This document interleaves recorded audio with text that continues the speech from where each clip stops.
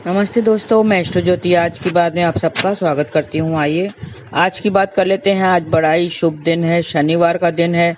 शनिवार के दिन आप घर से नेगेटिविटी दूर करने के लिए 2-3 उपाय कर सकते हैं। एक तो आप घर में कपूर जलाकर धुआं कर सकते हैं। दूसरा, घर के चारों कोनों में क्रिस्टल बाउल में सेंधा नमक या फिटकरी का टुकड़ा रख सकते हैं। तीसरा, आप पोछे में आप सेंधा नमक डालकर पोछा लगाएंगे घर में तो सारी नेगेटिविटी दूर हो जाएगी। शनिवार के दिन पीपल के पेड़ के पास जाके उनमें जल चढ़ाना चाहिए और दीपक जलाना चाहिए और 7 बार परिक्रमा भी करने से आपको शुभ फल की प्राप्ति होती है। वास्तु से मैं शुरू करती हूँ। आज की खास बात ले लेंगे, फिर कृष्ण कथा में थोड़े से ज्ञान की बातें करेंगे, तो अंत तक बने रहिए और लाभ उठाइए। वास्तु की बात करें तो घर में किस आकृति की घड़ी लगानी चाहिए। घर की दीवार पर पेंडुलम वाली घड़ी लगाना शुभ होता है। पेंडुलम वाली घड़ी घर के ड्राइंग रूम में लगाएं तो अच्छी बात है। घर का सही आकार होना भी बहुत ज़रूरी होता है। गोल, चौकोर, अंडाकार या 8 या 6 भुजा वाली घड़ी होना चाहिए।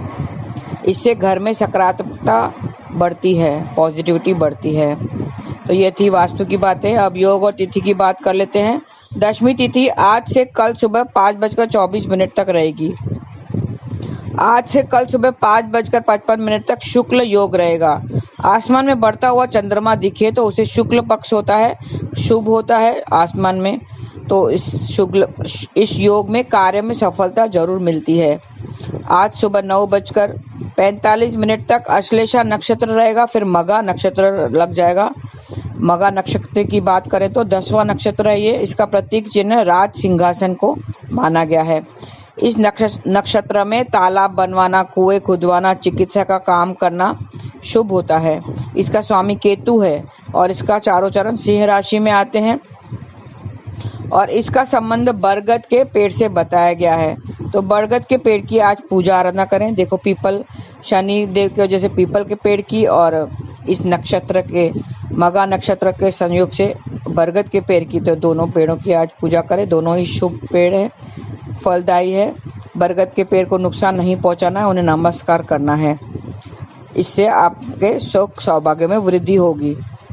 और एक खास बात बता दूं, आज शाम 4:24 से कल सुबह 5:25 तक अशुभ भद्रा रहेगी।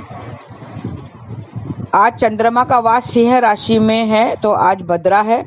अशुभ भद्रा में कोई भी शुभ कार्य नहीं करना चाहिए, वर्जित है। तो थोड़ा सा ध्यान रखें इसमें। और थोड़े से उपाय आज कर लेते हैं। आज शनिवार के निमित्त थोड़े से उपाय हैं, वो करके आप शुभ फल पा सकते हैं। मुसीबतों को दूर करने के लिए एक कच्चे सूत के धागे का गोला लेना चाहिए और पीपल के तने पर 7 बार वो कच्चा सूत लपेटें। ओम ऐं श्रीं ग्रीं शनिश्चराय नमः ऐसा जाप करना है तो आपकी सारी मुसीबतें दूर हो जाएंगी। दाम्पत्य जीवन में खुशियां लाने के लिए पीपल की जड़ में जल चढ़ाएं और ओम श्रीं शं श्रीं शनिश्चराय नमः ऐसा जाप करें। और उच्च शिक्षा पाने के लिए शनि के मंत्र का 11 बार जाप करना है। शनि का कौन सा मंत्र आपको जाप करना है? ओम श्रीं ह्रीं शं शनिश्चराय नमः ऐसा जाप करना है। और काली नज़र, आपकी अगर नज़र लग गई है तो उसको दूर करने के लिए ओम श्रीं शं श्रीं शनिश्चराय नमः ऐसा जाप करेंगे तो बुरी नज़र निकल जाएगी। नीला फूल लेकर गंदे नाले में प्रवाहित कर दें। पढ़ाई लिखाई में मजबूती पाने के लिए ओम ऐं शं ह्रीं शनिश्चराय नमः ऐसा जाप करना है और घी का दीपक भी जलाना है। पीपल के पेड़ के पास दीपक जलाना चाहिए। आज आटे का दीपक बनाएं और सरसों का तेल डालकर बत्ती लगाएं।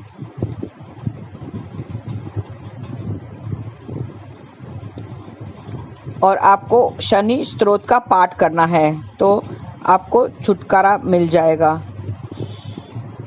ज़्यादा संबंधित कुछ काम है अगर अटके हुए हैं तो उससे जल्दी छुटकारा मिल जाएगा, परेशानियां दूर हो जाएंगी।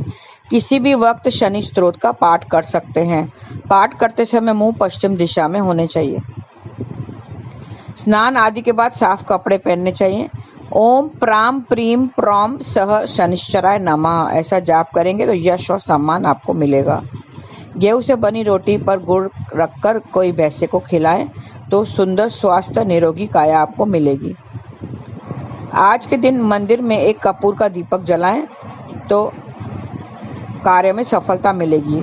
लौ को हाथों से लेकर अपने चेहरे पर लगाएं। आज आपको 1 रुपये का सिक्का लेना चाहिए और सिक्के पर सरसों का तेल से 1 बूंद लगाएं और फिर वो सिक्का शनि मंदिर में रखाएं तो आर्थिक लाभ आपको मिलेगा। तो ये छोटे से उपाय थे। आज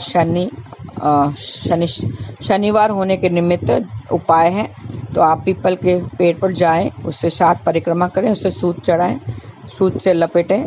तो ऐसा करने से आपको शुभ फल की प्राप्ति होगी। जो आपके कार्य हैं वो सब सफल हो जाएंगे। तो ये थी आज की खास बात। अब कृष्ण कथा में हम ज्ञान की बातें कर लेते हैं। थोड़ा सा ध्यान दीजिए और अंत तक बने रहेंगे तो आपको फल मिलेगा, शुभ फल मिलेगा, आपको ज्ञान की बातें मिलेगी। कार्तिक मास चालू है, सबको पता है कि 18 तारीख से कार्तिक मास चालू हुआ था। इस मास की महिमा मैंने पहले भी बताई है कि इस मास में क्या करना चाहिए, क्या नहीं करना चाहिए। इसमें तुलसी माता का भी बहुत महत्व है। उस पर दीप दान जरूर करना चाहिए, दीप जलाना चाहिए। परिक्रमा करने से उसको बहुत फल मिलते हैं। तुलसी महारानी इतनी पवित्र है कि सिर्फ परिक्रमा करने से ही आपको पुण्य मिलता है। तुलसी माता प्रभु की पटरानी है। जब सागर मंथन हुआ था, जब देवताओं और असुरों पर युद्ध हुआ था, तो सागर मंथन में से 14 रत्न निकले थे। उसमें से माँ लक्ष्मी प्रकट हुई थी। माँ लक्ष्मी समुद्र मंथन से प्रकट हुई थी। इरावत हाथी प्रकट हुए थे। अमृत निकला था। भगवान धन्वंतरी वो अमृत का कलश लेकर निकले थे और बहुत सारे रत्न निकले थे। तो तुलसी पत्र के बिना भगवान भोजन भी भोग स्वीकार नहीं करते हैं। जब भी आपको भोग लगाना हो ईश्वर कृष्ण को, तो तुलसी पत्र उसमें जरूर डालें। ईश्वर को भोग लगाओ तो तुलसी पत्र जरूर डालना चाहिए। बहुत असुरों का उद्धार किया था। तुलसी की महिमा इतनी है कि बहुत असुरों का उद्धार हुआ था। जीव का भी उद्धार इसी से होता है। जीव का उद्धार जरूर होगा अगर वो तुलसी माला धारण करते हैं। तो बहुत लोग तुलसी माला धारण करते हैं, लेकिन उनके नियम है वो पालन करने चाहिए। कल जो करना है वो आज ही कर लें, क्योंकि समय कल कैसे बदल जाता है पता नहीं चलता है। कल जो बोलते हैं ना, काल करे सो आज कर, आज करे सो अब, पल में प्रलय हो जाएगी, बहुरी करेगा कब। तो ये जो रहीम के दोहे हैं, ये मैंने कल भी बताए थे दोहे के बारे में। तो कल जो करना है वो आज ही करना है। मनुष्य शरीर मिला फिर दोबारा नहीं मिलेगा। जो हाथ में है उसे सफल करना जरूरी है। उसे सफल कर दो।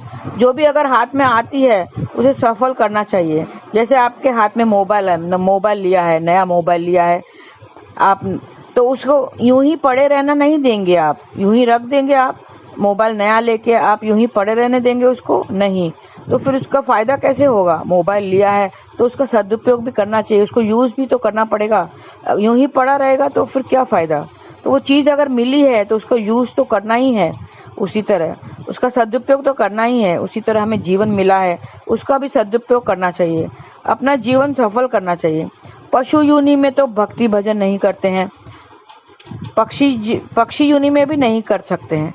तो अब ये मनुष्य जो देह मिली है उसमें हमको भजन करना चाहिए, भक्ति करना चाहिए, उसका सदुपयोग करना चाहिए। जो हाथ में जो चीज आई है उसका हम लोग को सदुपयोग करना चाहिए।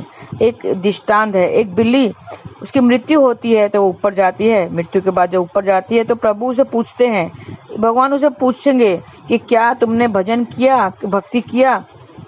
तो वो कहेगी नहीं किया। भगवान पूछते हैं क्यों? बिल्ली कहेगी आपने तो जबान ही नहीं दिया और वैसी बुद्धि भी नहीं दी कि मैं भजन कर सकूं। अगर एक चूहा मरता है, चूहा मरकर ऊपर जाता है तो उसे भगवान पूछते हैं कि क्या तुमने भजन किया, भक्ति किया? वो कहता है नहीं। क्यों नहीं किया? क्योंकि आपने जबान ही नहीं दी, बुद्धि ही नहीं दी कि हम भजन कर सकें। ये बुद्धि, ऐसी बुद्धि तो जबान तो मनुष्य को ही मिली है। तो जब मनुष्य मृत्यु के बाद ऊपर जाएगा तो भगवान उसे पूछेगा तुमने क्या क्या किया? क्या तुमने भजन किया, मेरी भक्ति की? अच्छे कर्म किए? तो हम कहेंगे नहीं, नहीं किए। वो पूछेगा क्यों नहीं किया? तो क्या किया पूरी जीवन भर? मैंने तो तुम्हें जुबान दी थी, हाथ पैर दिए थे, शरीर का सब अंग सलामत दिए थे, बुद्धि दी थी, तो क्या भजन नहीं कर सकते थे? तो हम क्या जवाब देंगे उसे? भगवान को क्या जवाब देंगे? क्या जवाब है आपके पास? कोई बहाना नहीं चलता है, उसके ऊपर कोई बहाना नहीं चलता है। शरीर का हर अंग सलामत है, तो क्या रीजन देंगे उसको? कोई वैलिड रीजन तो होना ही चाहिए, कोई बहाना नहीं चलेगा ऊपर, नहीं तो हमें सजा मिलेगी। 24 घंटे का दिन दिया है, 24 घंटे का दिन मिला है हमें। आप दुकान जाता, आप बोलेंगे मैं दुकान जाता हूँ, काम करता हूँ, बच्चों की देखभाल करता हूँ, उनके चीज़ें लेकर आता हूँ, दुकान से जो प्रॉफिट होता है, प्रॉफिट मैं उसमें से सब सामान लेकर लाता हूँ, पूरा दिन निकल जाता है काम करते हुए। तो प्रॉफिट जो मिला है, दुकान मिला है, काम मिला है, उसने प्रॉफिट भी तो दिया है। किसने दिया है? ये सब उसी का ही तो दिया हुआ है। औलाद दी है तो औलाद पर तो ध्यान जरूर देना है। दुकान दिया है तो दुकान पर भी ध्यान जरूर देना है। अपने कर्तव्यों को तो निभाना है, उसके दूर नहीं भाग सकते हैं। कर्तव्य हैं तो उसको निभाना ही पड़ेगा। लेकिन जिसने ये सब दिया है, हम उसी को ही बुला बैठे हैं, उसी को ही याद करने का हमें टाइम नहीं है। हम कहते हैं कि नहीं टाइम नहीं है, 10 मिनट भी भक्ति भजन नहीं कर सकते हैं। मंदिर जाने का टाइम नहीं है क्योंकि दुकान पे जाना है। दुकान पे आज ये सेल्समैन नहीं है, आज वो सेल्समैन नहीं है, आज काम बहुत ज़्यादा है, आज डिस्ट्रीब्यूटर आएगा, दुकान पे काम करने। लेकिन ये तो दुकान जो दिया है वो किसने दिया है? उसी ने तो दिया है। उसके लिए उसने जो चीज़ें दी हैं उसके लिए भी उसके आपको वक्त नहीं है, आपके पास इतना वक्त भी नहीं है। ये अच्छा नहीं है। तो हमें नाम जप करते रहना चाहिए, उसको याद करना चाहिए, उसे थैंक यू करना चाहिए। Thank you Krishna, thank you Krishna, thank you Krishna. नाम जप करते रहो, हरे कृष्णा कृष्णा कृष्णा हरे हरे, हरे राम राम राम हरे हरे। आगे की चर्चा मैं कल कंटिन्यू करूंगी। जरूर सुनते रहिए और लाभ उठाइए, और दूसरों को भी आप फॉरवर्ड कीजिए ताकि दूसरे भी लाभ उठा सके। आज के लिए इतना ही, धन्यवाद। आपका दिन शुभ रहे। हरे कृष्ण।